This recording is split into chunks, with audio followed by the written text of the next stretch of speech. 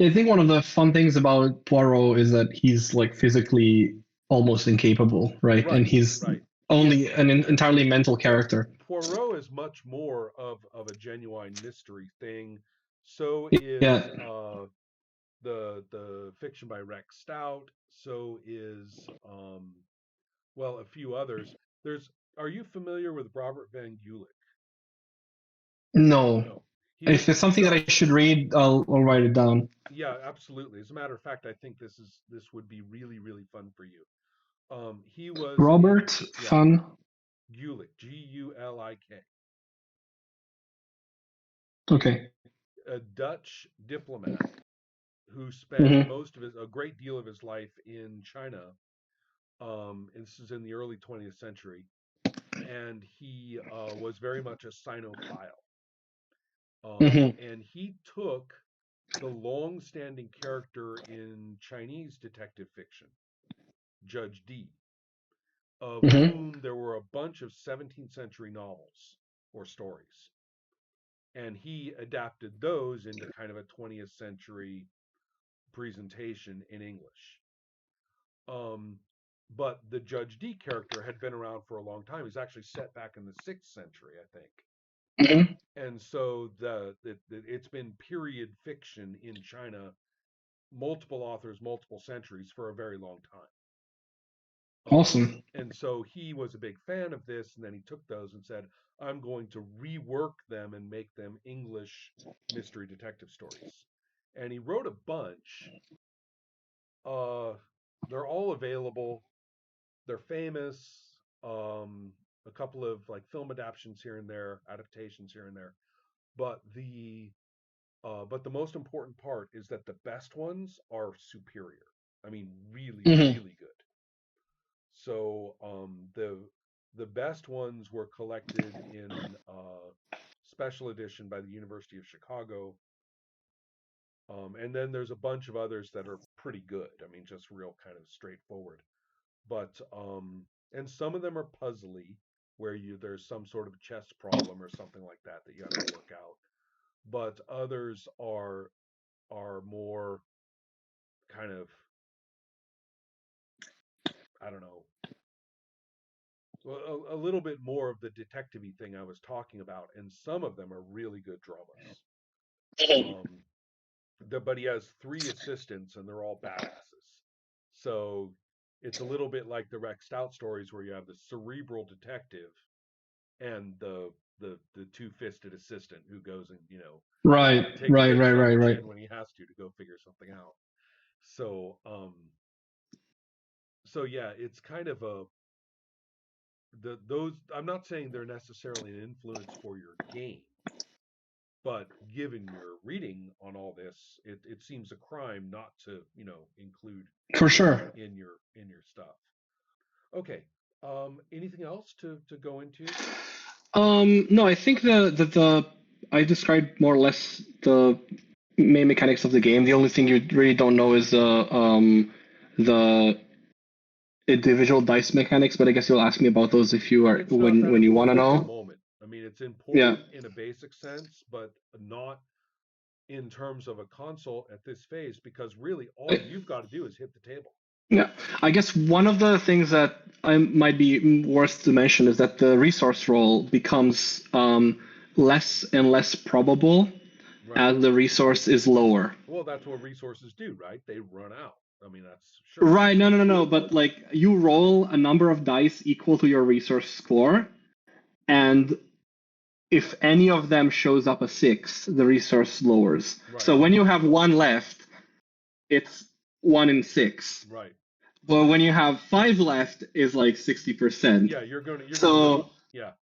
Yeah. A, you're gonna lose them, and 2, it's kind of like I'm kind of thinking, and I don't know if this is gonna work, but I'm kind of thinking that like you might be more like if you risk your last resource with a roll that has a 60% chance of failing, that's just like that's too much, right? Yeah. But if you have 1 in 6, you're Yeah. like, ooh, holy shit, Yeah, right? yeah. I kind No, I get that. No, but the point is yeah, find out, right? Just find out at the yeah. table, see how it I goes. that is kind of straight out of Cthulhu Dark because I like the insight thing in that game that I was like stuck at 5 for like half an hour and I'm always wondering, oh, when is it gonna be 6? Right, right. So Okay, and that's the only interesting part of that, I guess.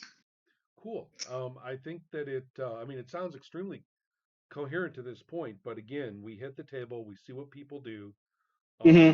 and as you said, the whatever procedure or rubric maybe is the best word, right? What is the logic of coming up with an appropriate backstory in crime? What is the logic Yeah. of it? Yes, And that's fun.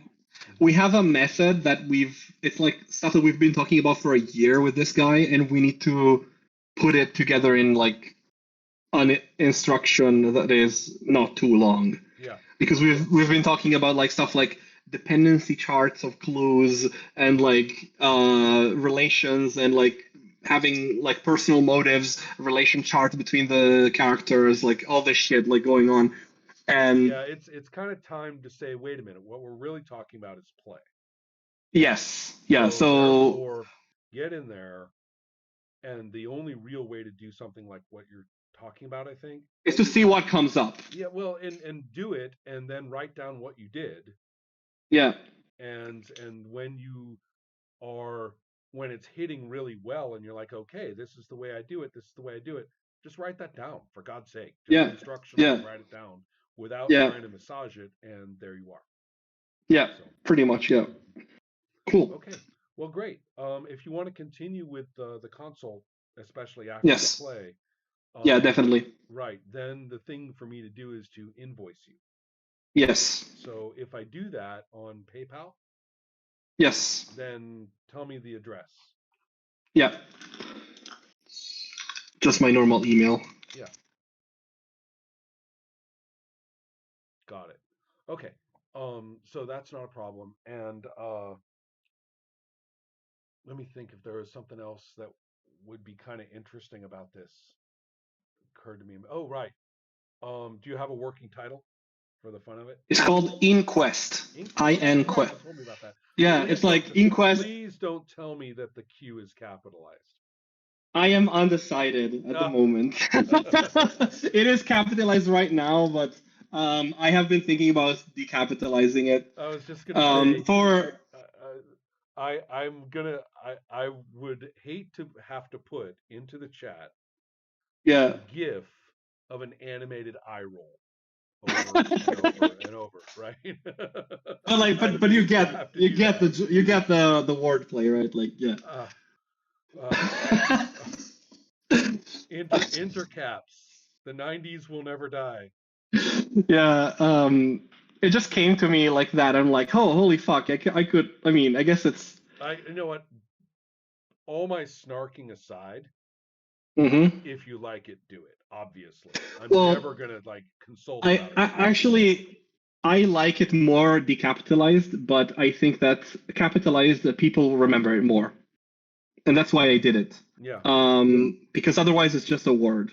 yeah. I don't know. Um, I don't know. That's up to you. You. My it's little more eye roll memorable. timer will run on the I back of my will. eyelids. I'll decide what to do with it. But That's fine. thanks for the feedback. No, it's not feedback. It's just me making fun of Yeah. you. That's different. Yeah, I mean, I So, kind of deserve it for that title, honestly. It's like, um, I'm surprised that no one came up with it yet. no, actually, I agree with you. I mean, it seems pretty gimme. I mean, it seems Yeah, like a real gimme for this kind of thing. Speaking of comparisons, though, um, not because I think you should mine from them or that you, but that it's just always interesting to look. It's always useful to look at games that do investigation a little differently. hmm. And I don't know if sometimes I've used this in courses and other times I've tried to use it for other Inspectors. games. Well, there's serial homicide unit, Okay, yeah. and then there's the hour between dog and wolf, which is interesting Hmm. because it's so different, right? It's not about you know, uh,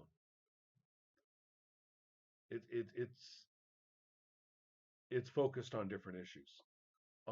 And then there are a few others. I used to have kind of a list of games which subverted the investigative scenario, you know, in one fashion or another.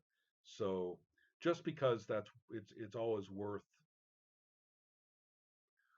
anyway, it's just worth it, you know, to expand your mind about how other people Yeah, fair have enough. done it. But it's not because, you know, there's something you should get from the game specifically. Um, so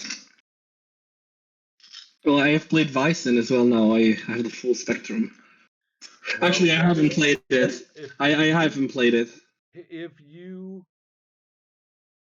have looked at the text at all, it's so thoroughly and so terrifyingly uninterested in play. Right, yeah, yeah. And So you're there is thinking so that that whatever I experienced was actually under instruction from the rule book. yeah, the Mm. whole the trouble too is that it's a bait and switch because you actually do make up some pretty fun characters. It was fun until we started Yeah, not playing. I exactly, agree. exactly. Well, Yeah, especially because it cuts you off the knees. It doesn't want you to play this character you just made up with all their yeah, relationships and stuff. It just yeah, doesn't want you to. And then, yeah. secondly, the damage rules I actually really, really like. The Yeah, I think the die roll, the little die roll thingy that they have, they're really fun. Forbidden Lands as well. All of these like years, the little die roll thing that they have and how it explodes and the effects that it has, they're really fun. I think the little itty bitty mechanics, right, but there's a the large scale kind of yeah, just establishing the basis of play is not there. right. This is I this is agree a with you. So the dice rolls end up not doing what you hoped they would do. yeah, Right. yeah, So yeah. I will Awesome. I will talk to you later on. Take care. Yeah, talk to you later. Mhm. Thanks, Ron.